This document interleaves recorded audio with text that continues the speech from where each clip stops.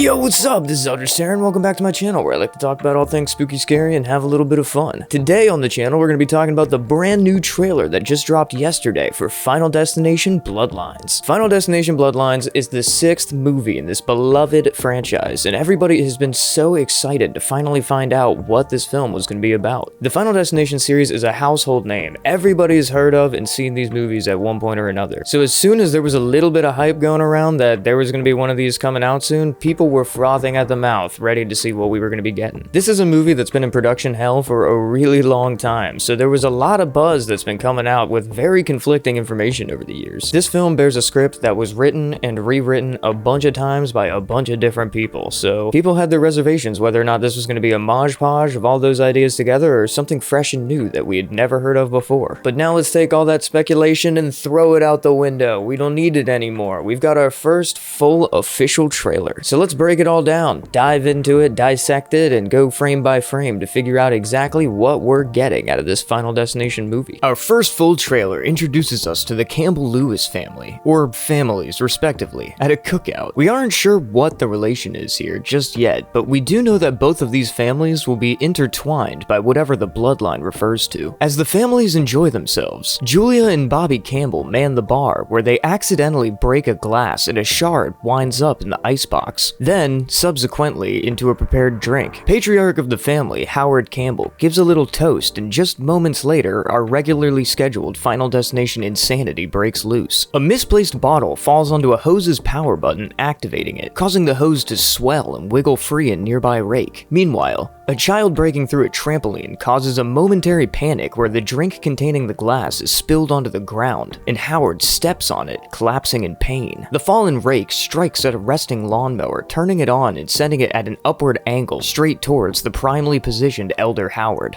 Yeah, so following in the footsteps of the last teaser, we're getting a full kill right off the bat, complete with all of the little follow-up clues and whatnot. This is something that I did touch on in the last trailer, saying that it's an interesting choice to spoil one of the kills so early, but a lot of you guys were quick to comment and let me know that you didn't think that this was going to be how this guy died. And without getting too ahead of myself, there's more we're going to talk about later, you might have been right. So let me know in the comments down below whether or not you think that this is going to be a real kill for the movie, or if it's just going to be another fake out. Luckily, this trailer comes with a lot more to jump into, because, I think this guy does perish here. Next, we see the families attend a funeral and get some exposition from old Grandma Iris Campbell as she explains to our presumed premonition-bearing protagonist for this film, Stephanie Lewis, that this isn't the first time that their family has danced with death. See, back in her youth, Iris was at a dinner party in a lavish skyscraper when she had a horrible vision of a disaster occurring, killing everyone inside. She explains to Stephanie that she spent the years keeping tabs on every other instance that this has happened throughout the years and has recorded journals of documents centered around the other 5 Final Destination films. Stephanie takes this information to the rest of the family and elaborates that she believes death is after them as they were never even meant to exist in the first place. So,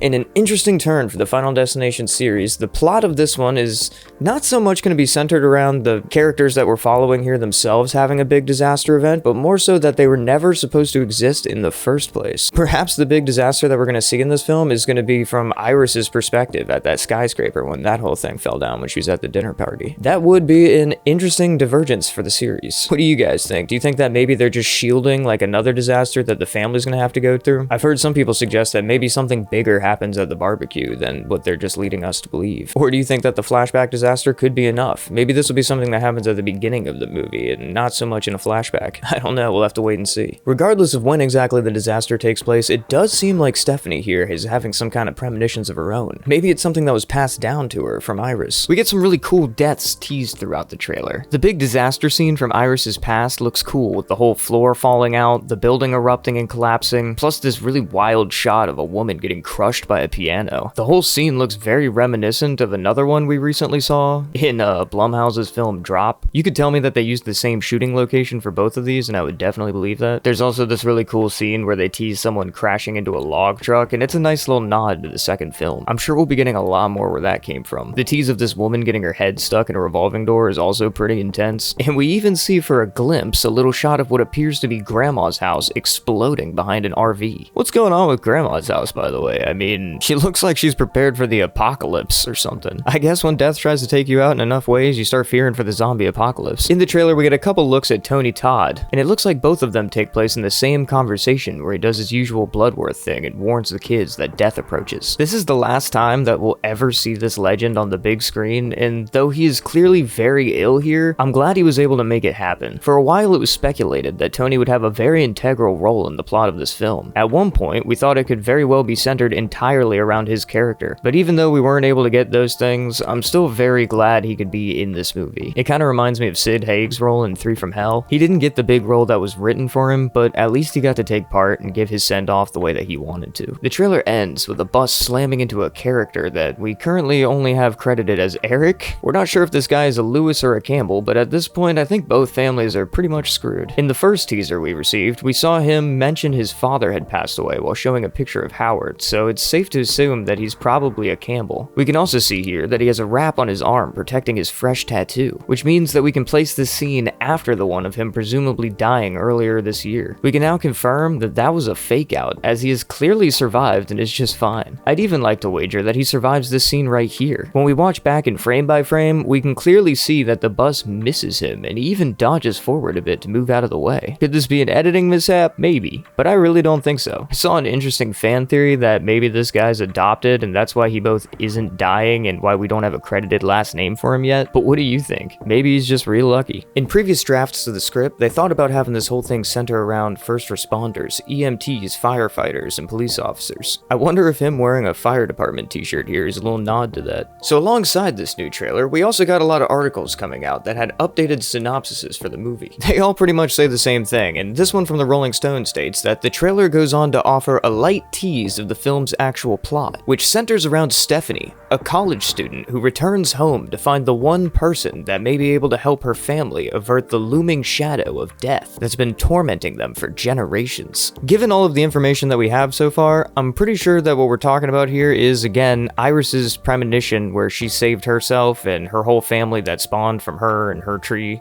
We're all never really supposed to be there in the first place. This is the looming shadow of death that's been tormenting them for said generations. But who is the one person that can help their family avert this? Could they simply be speaking about the grandmother? Or maybe we're talking about Bloodworth here. Maybe there's another character that we just are gonna have to wait and be introduced to. We'll have to find out. So Stephanie here is having a different kind of version of the visions. It seems like Iris is having more of our standard premonitions throughout this thing, and that Stephanie could be having them in the form of nightmares. Maybe because she wasn't the one directly influenced by the events, it affects her a little bit differently. This could be a cool new take for the series. I'd be interested in seeing how they do that. With that said, it could explain why there might be a lot of fake outs and things of that sort throughout this movie. This thing could have a lot of premonitions in it. I'm interested to see how many premonition to death, like, the ratio comes out in at the end, and how different the premonitions are from the way that the people end up actually dying. If they do end up dying, maybe they're able to save some of them. Final Destination Part 6 Bloodlines isn't exactly the first Final Destination movie to try to mess around with that kind of a thing. Throughout various other entries, we've seen people have many premonitions about people's deaths, and some were able to alter them, some weren't. But the fact that these premonitions are taking place in nightmares and not moments before things happen kind of open up a few more doors. The window of opportunity is much larger, at the very least. One little thing that I gotta talk about before we go here is, what do you think this tagline means? Witness the birth of death. This could just be some throwaway marketing and not really mean anything, but if we were to take this literally, the implications are kind of wild. It was long foretold that we'd hear more about the origins of William Bloodworth. Maybe this is kind of a nod to that. Maybe that could still be something that we're getting. I don't know.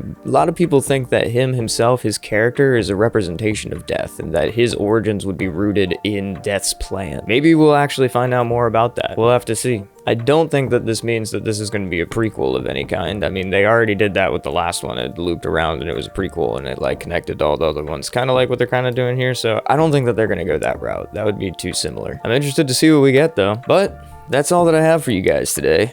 What do you think of Final Destination Bloodline? What do you think of the kills that were featured in this trailer? What do you think of the information that's been presented to us? What are your fan theories on what's going on here? However you're feeling about it today, comment below and let me know. And as always, don't forget to like, comment, and subscribe for more content just like this. If you enjoyed it today, be sure to send it to a friend you think might enjoy it too. I've been Utter Stare, and whether your day's been going good or bad today, I hope it gets better.